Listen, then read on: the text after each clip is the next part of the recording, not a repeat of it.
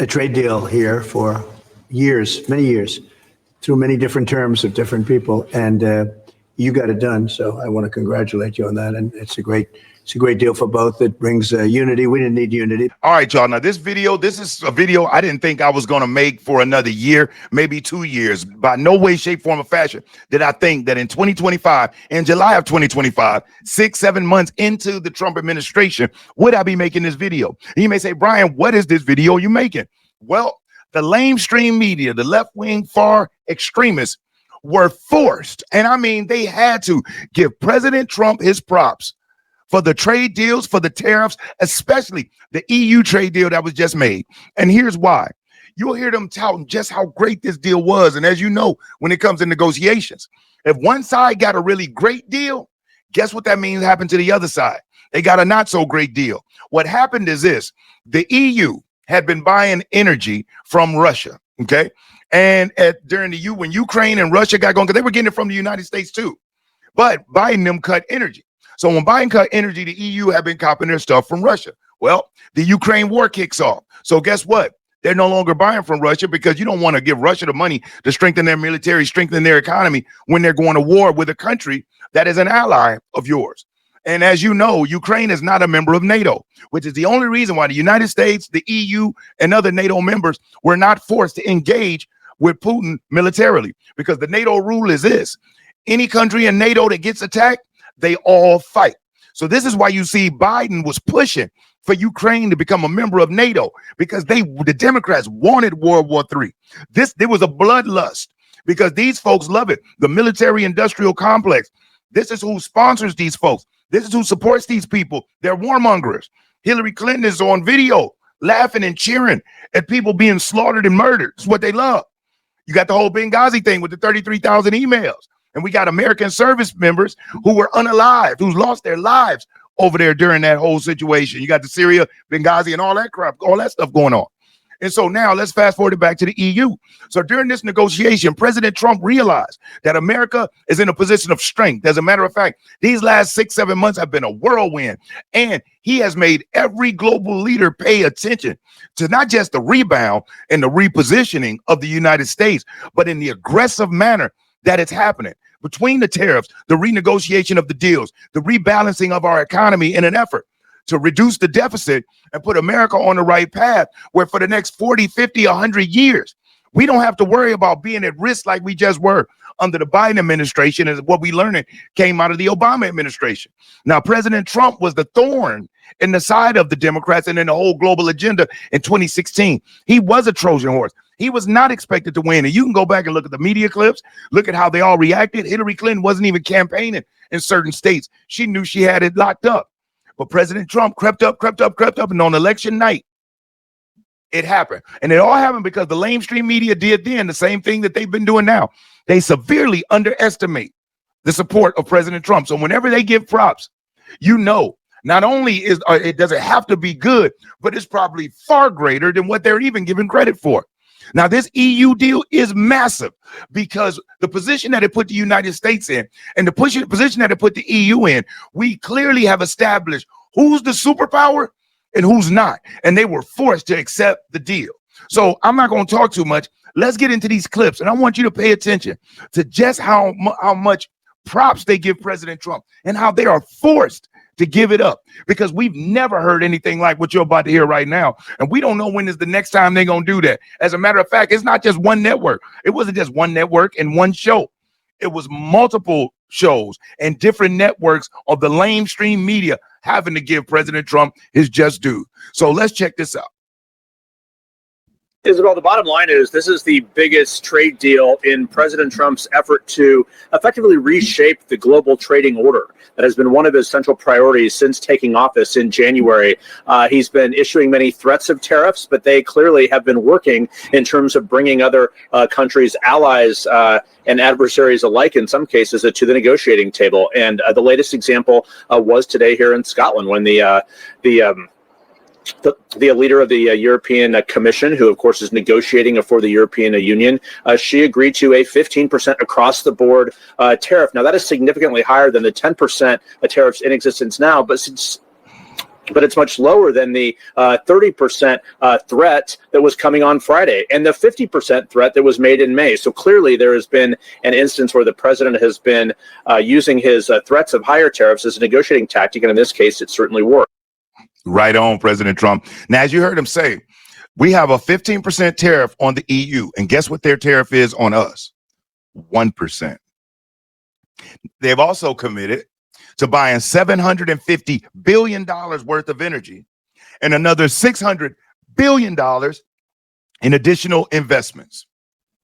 President Trump is the master of the deal. The man got books out, The Art of the Deal. And remember something, this is the same man who made his bones during the 70s, building a real estate conglomerate in cutthroat New York. New York real estate is the most cutthroat as it can be anywhere in the world. So not only do you got real estate sharks who will destroy your company and destroy you to get that buck, he also went up against the mob who was strong arming developers because they had control of the unions. They controlled concrete, they controlled trash, they controlled the piers, they controlled everything. And there's record of mobsters, high-ranking mobsters, bosses like Michael Franzese and others, Ari Spado, who have said that President Trump during that time, the mob tried to muscle him. But guess what? If you're enjoying this video, do me a solid, hit that thumbs up, because I will never, ever ask you for a cash app or a super chat or anything like that. But you hitting that like button, it really helps. It helps spread the information out. And if you are subscribed to the channel, subscribe. And whether you're already subscribed to the channel or you're just subscribing now, make sure that you please hit that notification bell and select all, because YouTube has been struggling with the notifications. But when you hit the notifications and select all, YouTube will make sure that you get notified when I upload new videos. They couldn't muscle him. He got his buildings done. He played ball a little when he needed to, but at the end of the day, he dominated, he pursued, and Donald Trump's name became the biggest name in New York in real estate. And then he spread it all around the world, and Trump Towers and beautiful resorts are all over the place. And people forget that.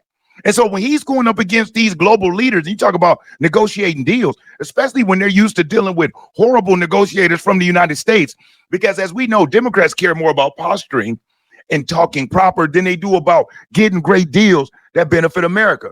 It seems as if they're more concerned with foreign leaders being pleased with them than they are with American citizens being proud of them. They rather than foreign leaders say, oh, that such and such was a great person, while they've robbed us blind, stolen our jobs, they putting tariffs on everything on us while selling all their stuff here in America, making all of the money, sending it back home, strengthening their economies and strengthening their military, while we weaken our economy and we neglect our military. Not anymore. So let's go on to the next clip. So that was one show on CNN. This is a whole nother show with whole other people that are also going to be talking about how great of a job Trump did. Let's look at it. Can you believe it? Start. And there is this $750 billion investment in U.S. energy that's part of this. Is that part of Europe's plan to wean itself away from Russian energy? Well, when I served as ambassador, we were trying desperately to get Europe to abandon Nord Stream 2 and buy energy from us. And, you know, back then they were hooked on cheap Russian gas. They didn't think that Russia posed a threat to Europe. Look how a few years have changed things. So now they don't want to buy from Russia. They want to buy from the U.S. This is something that is tailor-made for this kind of a deal. And I think very soon you're going to see what's, was known as a transatlantic highway of LNG tankers going across the Atlantic to Portugal or to other ports and depositing, large amounts of LNG. And we will become the dominant supplier to Europe, which is in Europe's benefit. And it's in our benefit. And it really, really screws Russia, which is exactly the goal. And just more broadly, before I let you go, just zooming out just a little bit in terms of the relationship between the U.S. and the EU and Europe. Look, when President Trump came into office, there were a lot of questions. He'd slammed NATO. He'd said maybe he was going to get out. Since then, we've seen he came back and said he'd had his mind changed on NATO when he went to the meeting. Now we see, obviously, this deal with the EU. How would you categorize the U.S. relationship with Europe right now? It's excellent. There's a lot of crocodile tears for the cameras. But at the end of the day, the EU knew they had to do something like this. They realized that now President Trump has the mandate to push it. He did not have the mandate in his first term because he was fighting a lot of impeachments and other things that didn't give him the power to do what he's done now. So I think all the whining and complaining is for public consumption. But at the end of the day, we're very close to the EU. We do a lot of things together, both public and classified. And, this is whatever, sore feelings there are over this negotiation or a small bump in the road. And now we can move forward. I think this is a tremendous day for the United States. And I have to credit President Trump.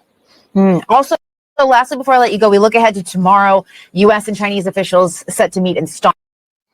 Can you believe it? Another one. But that's not it. Even CBS, and we know the CBS network cannot stand Trump. They were forced to give President Trump his props. That's how you know that this deal isn't just good.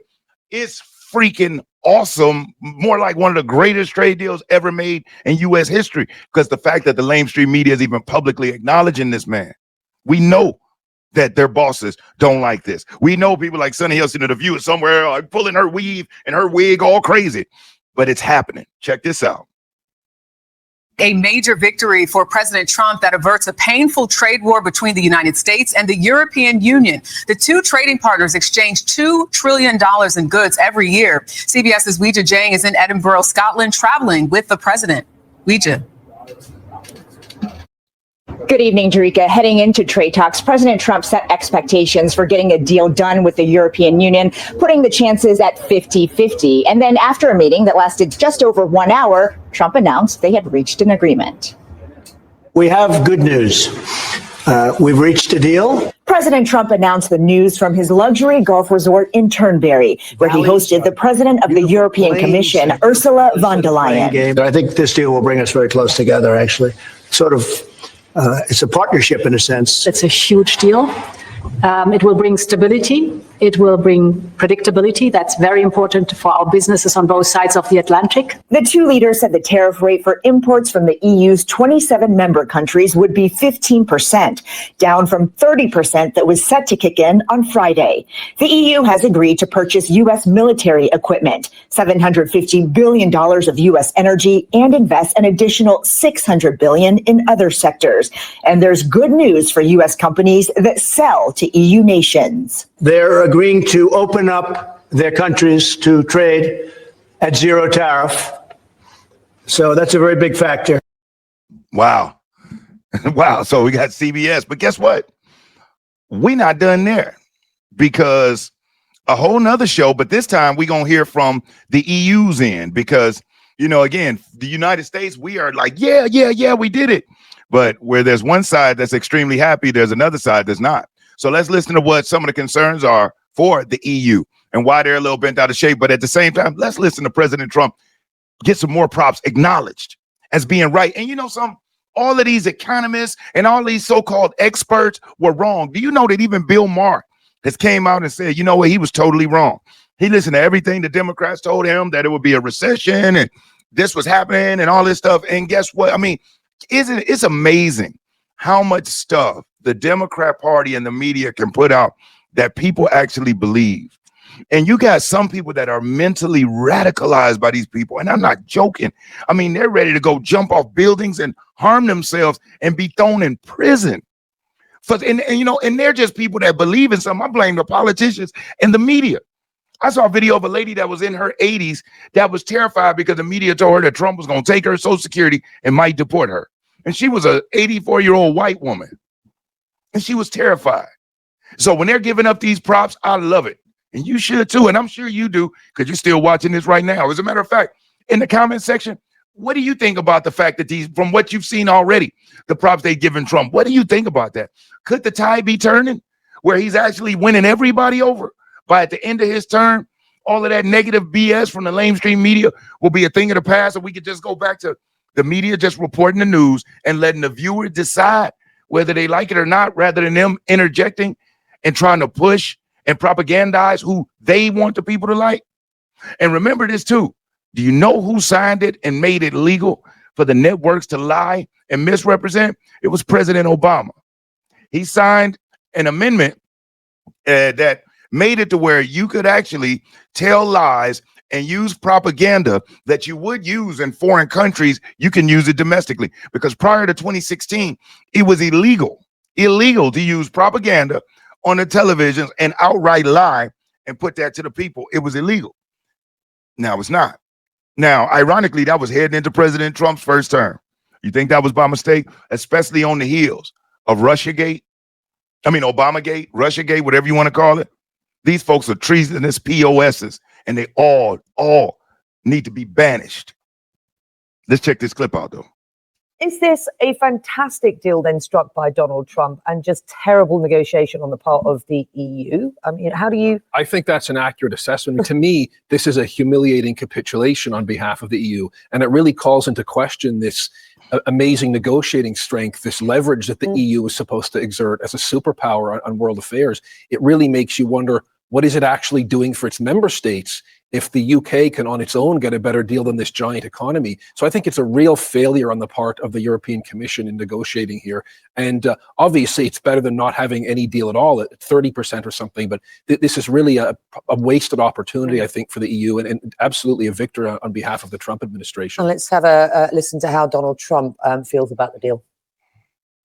You've done a fantastic job with regard to the trade deal. You know, they wanted a trade deal here for years, many years, through many different terms of different people, and you got it done. So I want to congratulate you on that. And it's a great deal for both. It brings unity. We didn't need unity, but it brings us even closer together. I think it's good for both parties. That's the US then, the US president on the US-UK deal. So stepping back for the moment, this is a big week, of course. I mean, we've got this sort of Trump-imposed deadline once again for countries to sign up to deals. Otherwise, tariffs are going to go sky high on them. That is Friday, August the 1st. So this is always going to be a big week. What we've heard Sunday is this deal that you have described as capitulation. You have described as damage control. Others are describing as submission by the EU. Step back for a moment. What does this all basically mean? Let's start with the United States. Where are we at with Donald Trump, his trade deals, and the US economy at this point? Well, Donald Trump has said that there is now 7 trade deals with America's trading partners. Now, obviously, that's more than there were a few weeks ago, but it's still significantly less than what there needs to be if we're talking about all of America's trading partnerships. But this is part of Trump's real crusade to redress what he perceives to be imbalances, unfairness towards America from US trading partners. Just to give you one example, the EU, he has really has been in Trump's crosshairs for quite a while now. He has referred to the EU as being designed to screw the US, and he's called out tariffs, but also the non-tariff barriers that the EU places on the US, like a digital service tax, for example. So the bigger picture is that Trump is still very much pursuing his longer-term goal of achieving what he perceives to be fairness for America. See? They had to give it up. So at the end of the day, y'all, I mean, I know that the media and the mainstream media and the Democrat politicians, they're lying. They're trying to do this. But, I'm watching, my ears to the ground.